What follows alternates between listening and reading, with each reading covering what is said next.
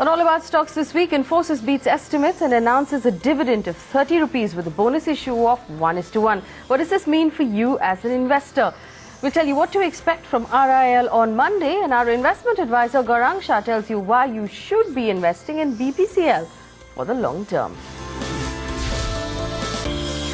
Welcome to All About Stocks. Thank you so much for joining us. We're at the beginning of a brand new earnings season. Infosys, of course, starting it off on a fairly high note, taking that entire IT pack up a notch with it. We'll tell you what your strategy should be for the rest of your stocks. We'll also answer all of the questions you sent in during the week. Remember, my email ID and my Twitter handle are at the bottom of your screen. Send in any question at all that you might have about your money.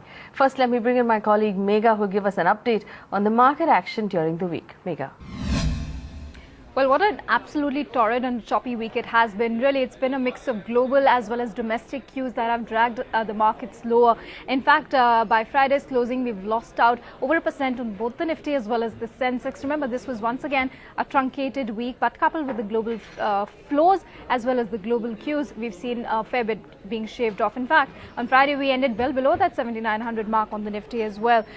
Ditto is the case really for the broader markets. We didn't see any support really coming in from that end as well. And if you talk about what really the big Nifty names were up to this week, take a look at an NMDC down 9%. Similar move coming in on a JSPL, Sesa Sterlite. So metals really took a hard knock in this week. Besides that, a couple of select defensive names, pharma names surprisingly also shaved off a fair bit. Dr. Reddy's, Cipla were amongst the other top losers on the Nifty.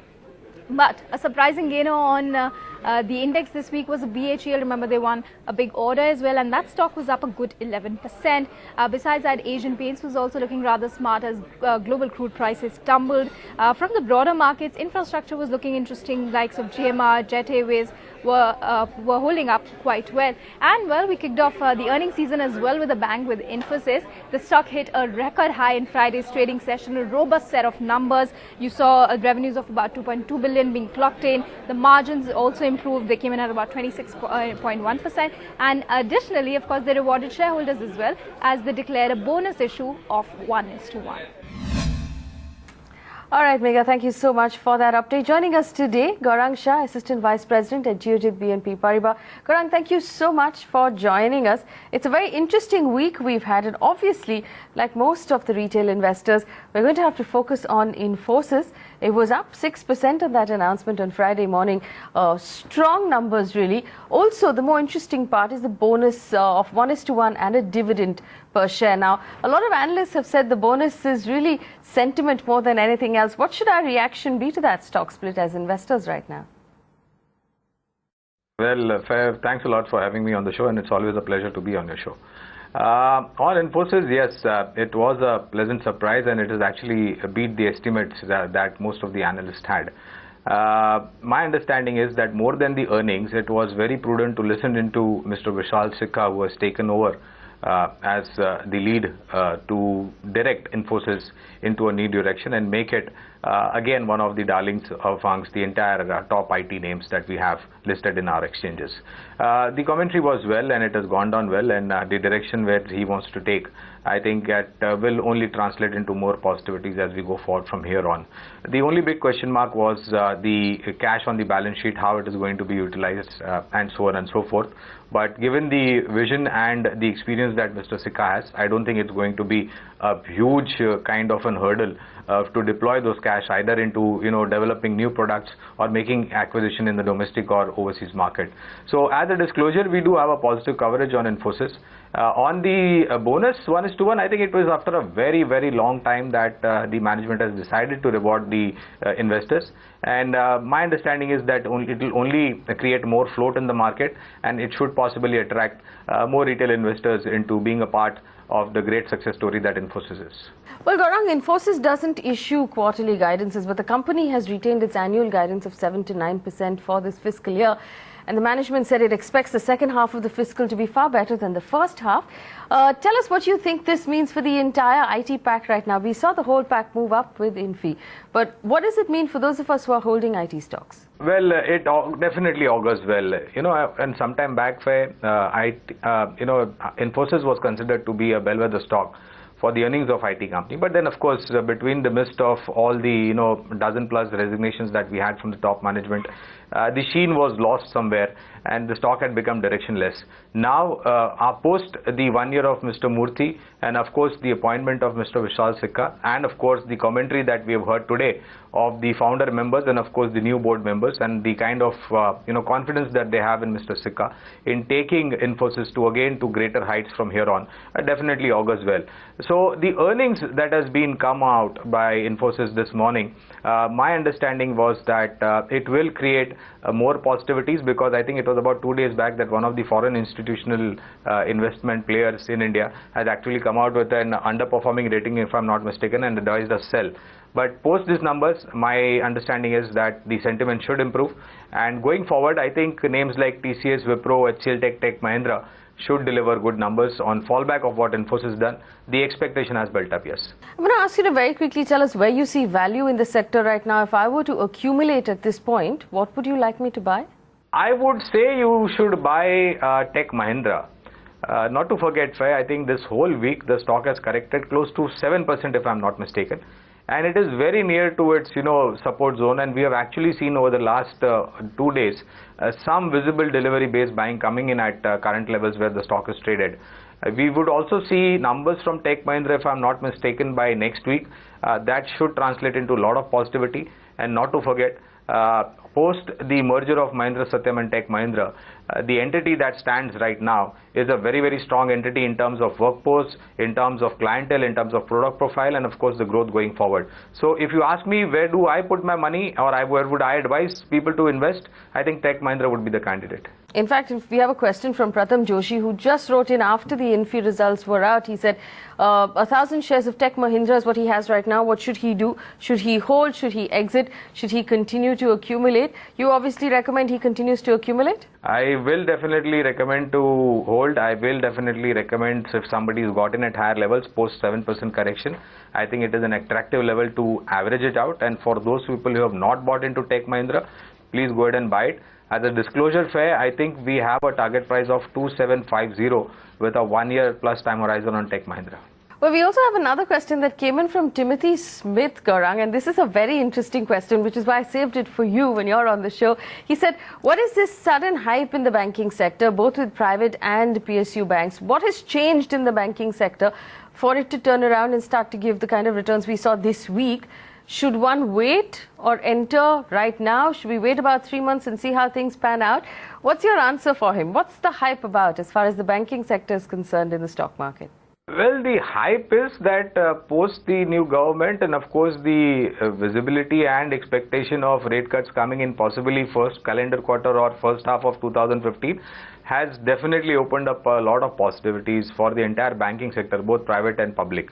But as always, we have been as a brokerage house more optimistic and positive, rather having a much more bias towards the private sector banks compared to PSU banks. There is a short-term blip in terms of the Colgate issue and which banks have what kind of exposure to all those corporates whose coal mines have been got deallocated, and what will happen to the loans that have been doled out against those assets, etc., etc. But given minus that, I think if I look at the loan book growth and a possibility that the investment cycle will pick up and corporate India will again start investing in capex, I think that definitely augurs very, very well for the loan book growth. Interest rate cuts to come in will definitely add to the sentiments of loan book growth, and asset quality has slightly dipped to a lower level last quarter, but I don't think that will translate into much negativity this time around. This I'm talking about the private sector banks. Public sector banks could face a little bit of problem. So you throw in these equations and of course wait for the second quarter earnings, which again we believe that private sector banks will outperform the public sector banks. I think it is time to go and buy banks, private sector banks especially, and not to forget, I think if you're talking about economic recovery, then banking and financial are the backbone of this economic recovery. All right, let's take another very quick question on this segment. Ram Narayan has written in, he has 150 shares of Asian Paints, which he bought at 664 rupees. Should I hold on to this stock? Now, this is one of those proxy sectors, Gaurang. If construction does well, if the real estate sector manages to raise the kind of funds they need to finish construction of various projects, this is the sector that will benefit. In which case, do you believe that Asian Paints has a strong year ahead of it?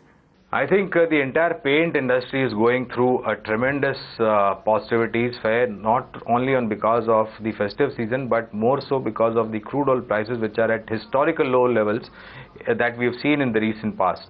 And we believe that the core input cost is contributed by the crude oil prices, and there we are seeing tremendous amount of positivity. Now, this really augurs well for the entire paint industry. You take a case of festive season coming right from now till December or possibly early next year 2015. It is a huge market to be tapped, and paint industry will definitely get benefited with that. You also have new orders, you also have replacement orders, you also have lower crude oil prices, and you have festive season going on. So I would say that stay invested with Asian Paints. In the near term, you can expect a target of somewhere close to about 685, near to mid-term I'm talking about.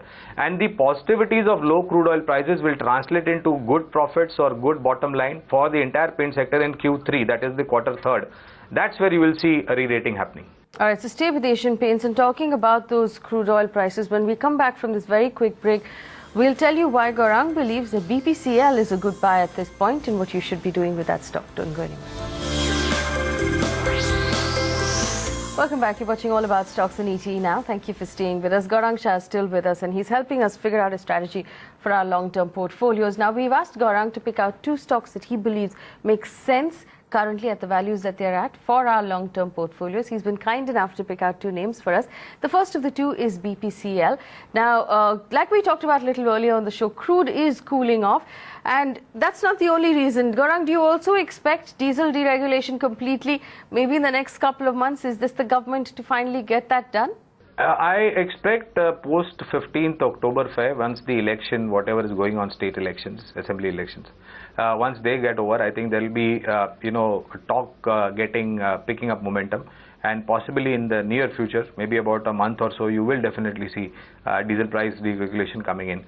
Not only lower crude oil prices are translating under recoveries into positivities in terms of reduction of under recoveries for entire oil marketing company space, that is HPCL, BPCL and IOC. The reason why we like BPCL is that, of course, it is one of the beneficiaries of lower crude oil prices and under recoveries translating into profitability for petrol and diesel. But it also has, if I'm not mistaken, one of the highest refining capacities compared to IOC or HPCL.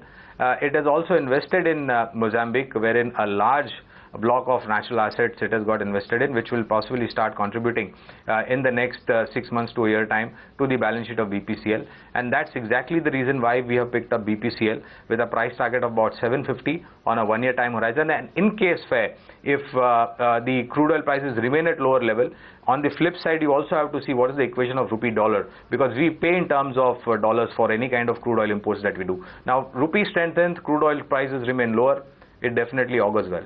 Quick question, Gaurang. Obviously, there are two variables here, like you just said. One is the price of crude, the other is the currency fluctuation. Now, given that the two of these can also be viewed as risks for our portfolio, what sort of a cap should we have for BPCL or a company like that in a portfolio? How much should we be willing to bet on this company? Depending on the risk appetite, I would say take maybe about 10 to 15% exposure on BPCL in a portfolio. Again, I would say that use dips to buy into it, because that's the perfect opportunity to get into any investment ideas. All right, now, of course, Gaurang has brought us a second recommendation, and that's IndusInd Bank with a target of 653. Well, Gaurang, you've been bullish on IndusInd Bank for a fairly long time. Tell us why you think it makes sense at this valuation right now, because it's run up a fair amount since the first time you mentioned it on the show. Yeah, I know, and I think it is one of the stock of my portfolio also that I designed way back in December 2012. Our view is that the bank has been a consistent performer in terms of quarter-on-quarter, year-on-year number, from mid-size private sector bank category. A large part of its interest income comes in from the loan book that it has in the commercial vehicle segment. We have seen a decent amount of improvement, and like I mentioned, interest rates coming down it augurs very, very well for the automobile sector, whether it is two-wheeler, four-wheeler, LCV, MCV or an HCV segment. We believe over there the loan book growth will be there. The CASA ratio is extremely good. The NPA levels are absolutely negligible, and there is a possibility of expansion going forward from here on. And of course, you know, the capex investment cycle that I spoke about by corporate India also augurs well for the entire banking, including IndusInd Bank. Hence, we have set aside a target of somewhere close to about 650 to 665. And I think if the numbers, bank comes out with the numbers on Monday, by noon, I think the numbers will be out in IndusInd Bank for the second quarter. If the numbers are good, we could possibly revise the target upwards.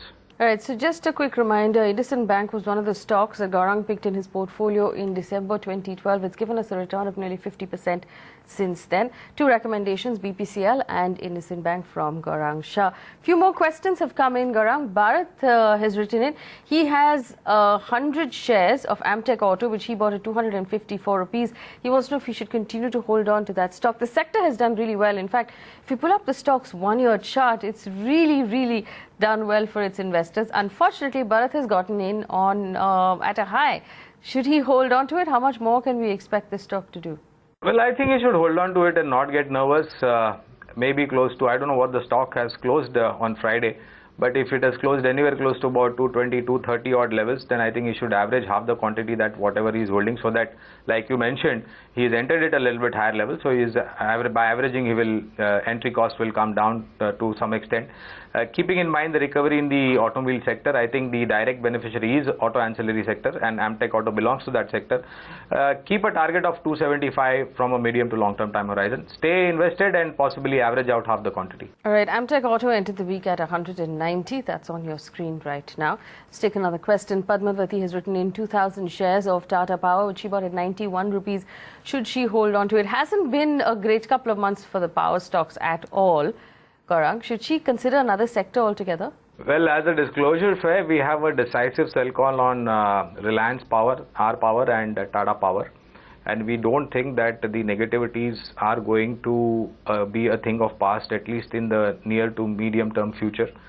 There are better investment ideas, and my understanding is that if she can sell it out at current levels or any kind of pullback, my advice would be to switch on to Tata Global Beverages at 150, 165 levels of Tata Global Beverages. Your downside is extremely protected, and with a one-year time horizon, you can look for a target of 210. I think if you do that, your losses will be recovered and you will possibly be in profit. Well, Gaurang, I want to very quickly ask you this. Now, we are expecting RIL numbers on Monday. And for those of our viewers who are holding the stock right now, everybody was fairly disappointed that the government pushed that decision on gas pricing a little further into November. But in the meantime, what should we be watching out for when we hear or read about those numbers on Monday? First of all, we have a neutral to hold weightage on Reliance Industries. We are not advising any fresh buying at current levels. On Monday, post the market, I think in the evening, you will possibly hear Reliance Industries come out with these numbers. We expect the GRMs to improve compared to what they have done last time. Last time also, there was an incremental surprise on the upside on the GRM front. I think it should only get better. Petchem business, I think the expectation of the management and the commentary will be a crucial role. New business ventures that they have entered into, they contributed last time, and I think that contribution should also improve again over here. But the biggest problem is the output from the KG-D6 basin, which is at its historical lowest level, thanks to the postponement of gas price revision. But the problem is that even if you hear an incremental price revision by the government on gas, the expectation of the company, if I'm not mistaken, and correct me if I'm wrong, it is somewhere close to about $12 per CMBTU. Now that is way beyond to where the current gas prices are. And even if you see a 50% increment, then it is nowhere close to $12, which the expectation of Reliance Industries is. So I think that underperformance will continue unless and until you see significant bump up or upward revision on the output from KG-D6 basin. Again, that again will be related to gas price revision. All right, so keep an eye out for RIL, and of course we'll be here next week to take you through those numbers as well, as far as the rest of the earnings season is also concerned. We'll take another question. Vikyat has written in, he has 10 shares of Alembic Pharma, which he bought at 419, and 3 shares of M&M, which he bought at 1388. Should he hold on to both of them? First, the pharma stock, Gaurang, hold on to it? Yeah, I think the positivities is there, fair, and the performance quarter on quarter, year on year for most of the pharmaceutical companies have been much better than what the street has expected. Alibing Pharma is also one of them. Hold on to Alibing Pharma with a target of about 445. On M&M, well, a great company in the automobile sector. Across the verticals it has got presence. I would say hold on to it with a target of about 1485. And on a bad day, if you can add to M&M, you can please do that. So keep an eye out on M&M and add more. When we're going to take a quick break, we'll come back on the other side. We'll talk about Gaurang's own portfolio. We're going to talk about stocks like Havells and Wocart. Don't go anywhere. Welcome back. You're watching All About Stocks on ET. Now, thank you for staying with us. Gaurang Shah is still with us, and we'll tell you why we take his advice so seriously on this show. Gaurang designed a portfolio for us on the 14th of December 2012. That portfolio is currently at an overall gain of 80%. The Nifty over the same period is up about 36%. So he's outperforming the market really, really handsomely at this point. And I'm going to give you a list of the stocks in his portfolio if you'd like to write them down. There's IndusInd Bank, Sun Pharma, Godrej Consumer Products, Havells, it's up 250% since we bought it, M&M, Wocart, Mindtree, Apollo Hospitals, Eicher Motors and Infosys. Gaurang, it's a fantastic portfolio.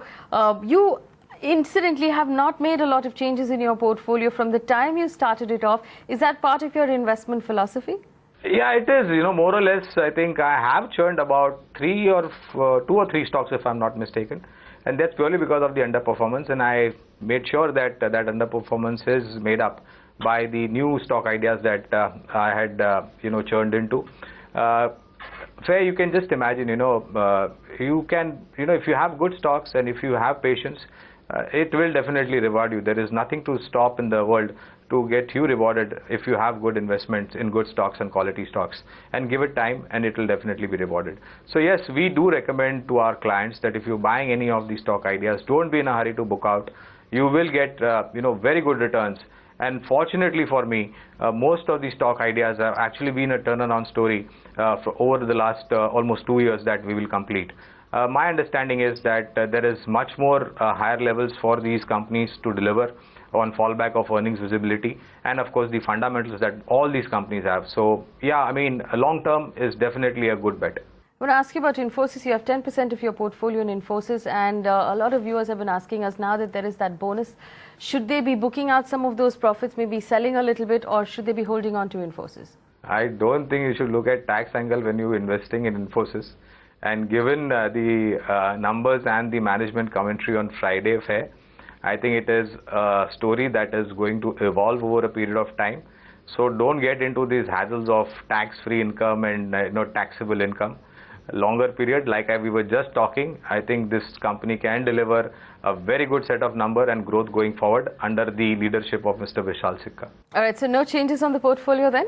Absolutely not. Possibly December is very near, 14th December 2014 fair. We would review it, and in case if we are making 100% profit, then definitely we'll review it. All right, so 14 December will be 2 years of this portfolio. Remember, Gaurang saying hold on to Infosys, and if you do after a year, it's all tax-free. Anyways, no need to worry about paying tax on that. All right, I'm going to give you a recap of the stocks in Gaurang's portfolio. There's IndusInd Bank, Sun Pharma, Godrej Consumer Products, Havells, M&M, Wocart, Mindtree, Apollo Hospitals, Eicher Motors and Infosys. One of the strongest performing portfolios that we have on the show. If you have questions about it or any of the advice you heard on the show, write to us. Email ID is at the bottom of your screen. Gaurang, thank you so much for spending time with us this weekend and answering our questions. It's a pleasure to have you on the show. Enjoy your weekend.